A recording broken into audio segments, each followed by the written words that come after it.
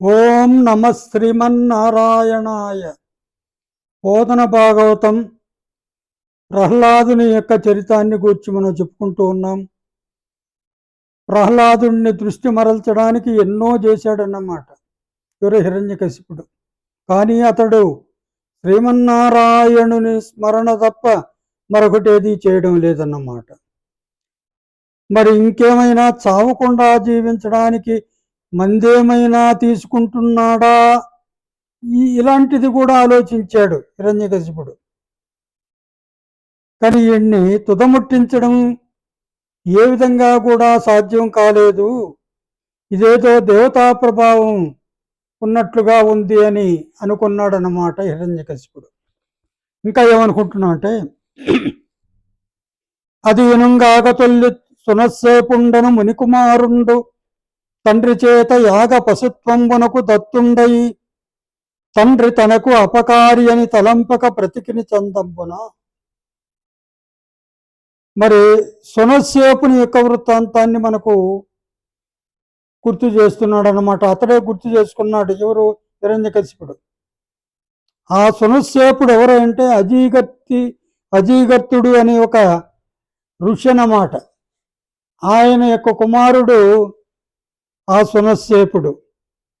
ఆ సునస్సేపుణ్ణి అతడు ఒక రాజుకి మరి గోవులను తీసుకొని మరి అతనికి తండ్రి చేత యాగపశుత్వంగా ఇవ్వబడతాడు. సునస్సేపుణ్ణి ఒక రాజు యాగం చేస్తూ ఉంటే ఆ యాగానికి పశువుగా ఒక మంచి యువకుడైనటువంటి పిల్లవాడు కావాలని ఆ రాజు చూస్తున్నాడు. మరి ఆ వార్త ఈయనకు తెలిసిందో ఏమో, అజీగర్తుడు ఆ పిల్లవాడిని ఇవ్వాలనుకున్నాడు. అజీగర్తునికి ఏమిటంటే 3 కుమారులు. పెద్దవాడు, చిన్నవాడు. పెద్దవాడేమో తండ్రి నాకు కావాలంటాడు, అజీగర్తుడు ఇవ్వడానికి ఒప్పుకోడు. చిన్నవాడిని తల్లి ఇవ్వడానికి ఒప్పుకోదు. ఈ మధ్యలో ఉండేవాడు మధ్యమ పుత్రుడు సునస్సేపుడు అన్నమాట. ఇతనికి ఒక రాజుకి యాగ పశువుగా ఆ రాజు నుండి కొన్ని దేనువులను మరి పరిహారంగా తీసుకొని మరి ఈ పిల్లవాడిని యాగ పశువుగా ఇస్తాడన్నమాట. తండ్రి చేత యాగ పశుత్వమునకు దత్తుండై ఇవ్వబడి తండ్రి తనకు అపకారి అని తలంపక బ్రతికిన చందంబున.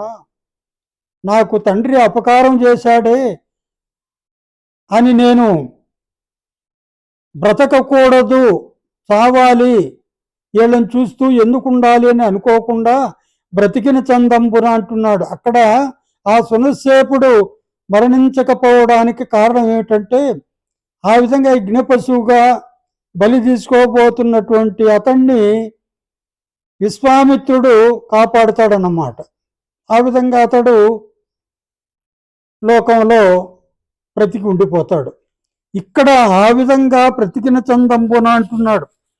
ఆగ్రహముననే చేసిన నిగ్రహము పరులతోడ నిరినొకనాడు విగ్రహములనుచు పలుకడు అనుగ్రహములుగా స్మరించు నవ్వడు మదిలోన్.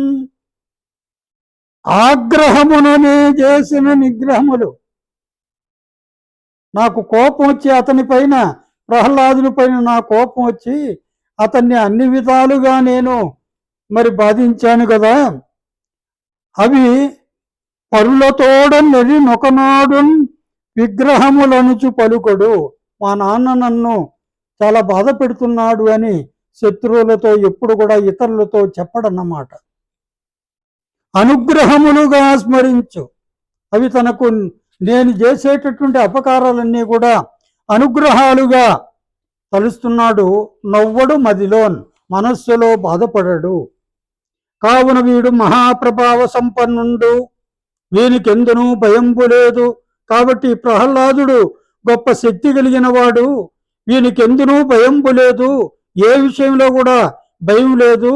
వీనితోడి విరోధంబునం తనకు మృత్యువు సిద్ధించునని నిర్ణయించి ఇలాంటి ప్రహ్లాదునితో నేను శత్రుత్వాన్ని పెట్టుకుంటున్నాను, ఎప్పటికైనా నాకు మరణం తప్పదు అని నిర్ణయించి చిన్నబోయి కిన్నుండై ప్రసన్నుండుగాక దిగులుతో అట్లే ఆలోచన చేస్తూ ఉన్నాడనమాట. క్రిందు సూచుచు విషణ్ణుండై చింతనంబు చేయుచున్న రాజునకు మంతనంబను చండామార్కులు ఎట్లనిది. ఈ విధంగా బాధపడుతూ మరి నేల చూపులు చూస్తూ దిగులుతో ఉన్నాడన్నమాట హిరణ్యకశిపుడు. అప్పుడు ఆ చండామార్కులు ఆ గురువులు కదా వాళ్ళు వచ్చి విధంగా అన్నారు. ఏమన్నారంటే హిరణ్యకశిపునితో అంటున్నారు, శుభ్రఖ్యాతివి నీ ప్రతాపము మహాచోద్యము దైత్యేంద్ర రోషభ్రూయుగ్మ యుజృంభణమున దిగీశవ్రతమున్ పోరులన్ విభ్రాంతంబుగా చేసి ఎలితి గదా విశ్వంబు వీడంత ఈ దబ్రోక్తుల్ గుణదోషహేతువులు చింతం పొంద నీకేటికెన్. శుభ్రఖ్యాతివి అంటున్నాడు, మహా గొప్ప కీర్తి కలిగిన వాడవు, నీ ప్రతాపము మహాచోద్యంబు, నీ యొక్క శౌర్య పరాక్రమాలన్నీ కూడా అద్భుతాలు అన్నాడు. దైత్యేంద్ర రోషభ్రూయుగ్మ విజృంభణమున, బాగా కోపం వచ్చి కనుబొమ్మలు ముడివేసి మరి విజృంభిస్తే దిగీశవ్రాతమున్ పోరులను విభ్రాంతంపుగా చేసి ఏలితివి, కనుచూపుతోనే మరి ఈ దేవతా బృందాన్నంతా కూడా మరి వాళ్ళను భయపడేటట్లుగా చేసి ఏకఛత్రంగా పరిపాలన చేశావు. విశ్వంబు వీడెంత ఈ దబ్రోక్తులు గుణదోష హేతువులు, ఈ పసివాడు ఏదో తెలిసి తెలియకుండా మాట్లాడుతున్నాడు, చింతం బంద నీకేటికెన్, ఎందుకు దిగులు పడతావు అని చండామార్కులు అన్నాడన్నమాట. వక్రుండైన జనించు వృద్ధ గురు సేవం చేసి మేధా నయోపక్రాంతిన్ విలసిల్లు మీదట వయపాకంబుతో బాలకున్ చక్రద్వేషణ బద్దు చేయుచు మదిం చాలింపు మీ రోషమున్ శుక్రాచార్యులు వచ్చునంత కీతడున్ శ్రీతుండయ్యడున్. ఏమన్నా అంటే వక్రుండైన జనుండు అంటే అల్లర చిల్లరగా వక్ర మార్గంలో తిరుగుతూ ఉంటాడు చూడండి, అతను అలాంటి వాడు వృద్ధ గురు సేవం చేసి మేధానయో క్రాంతిని విలసిల్లు అంటే ఈ బాగా తెలిసినటువంటి వృద్ధుల దగ్గర కూర్చోబెట్టి చదివిస్తే అతడు బుద్ధిమంతుడవుతాడు. మేధానయోక్రాంతిని విలసిల్లు, బుద్ధిమంతుడవుతాడు. మీదట వయపాకంబుతో బాలకొన్, మరి వాడికి వయసు వచ్చే కొద్దీ కూడా చక్రద్వేషణ బద్దు చేయొచ్చు అన్నమాట. కాస్త తెలివి వస్తే, ఇప్పుడు పిల్లవాడు కదా చెప్తూ ఉన్నాడు కదా, అప్పుడు ఆ ఇంద్రునికి ద్వేషించేటట్లుగా చేస్తాము. మదిన్ చాలింపు మీ రోషమున్, కాబట్టి మీ కోపాన్ని తగ్గించండి, మానుకోండి. శుక్రాచార్యులు వచ్చునంతకితడు, మన గురువులు వారు శుక్రాచార్యులు వారు వచ్చేటప్పటికి ఇతడు సుశ్రీయుతుండయ్యడున్, పూర్తిగా గుణవంతుడవుతాడు అని చెప్పాడన్నమాట. అని గురుపుత్రులు పలికిన రాక్షసేశ్వరుడు గృహస్థులైన రాజులకు ఉపదేశింపదగని ధర్మార్థకామంబులు ప్రహ్లాదునకు ఉపదేశింపుడని అనుజ్ఞ చేసిన. మరి ఏమన్నా అంటే గురుపుత్రులు పలికినారు, చండామార్కులు ఇద్దరు కూడా పలికితే రాక్షసేశ్వరుడు గృహస్థులైన రాజులకు అంటే పెళ్ళైనటువంటి వివాహం చేసుకున్నటువంటి రాజులకు ఉపదేశింపదగిన ధర్మార్థకామంబులు, ఈ మూడు పురుషార్థం ధర్మము అర్థం కాము, ఈ మూడింటిని ప్రహ్లాదునికి ఉపదేశింపుండని అనుజ్ఞ చేసిన. ప్రహ్లాదునికి ఉపదేశించండి అని ఆజ్ఞ ఇవ్వగా వారు అతనికి త్రివర్గంబును ఉపదేశించిన. వాళ్ళు ఆ ప్రహ్లాదునికి ఆ మూడు ధర్మము అర్థం కామాను త్రివర్గం అంటారనమాట, వాటిని ఉపదేశించగా అతడు రాగద్వేషంబుల చేత విషయాసక్తులైన వారులకు గ్రాహ్యంబులైన ధర్మార్థకామంబులు తనకు అగ్రాహ్యంబులనియును.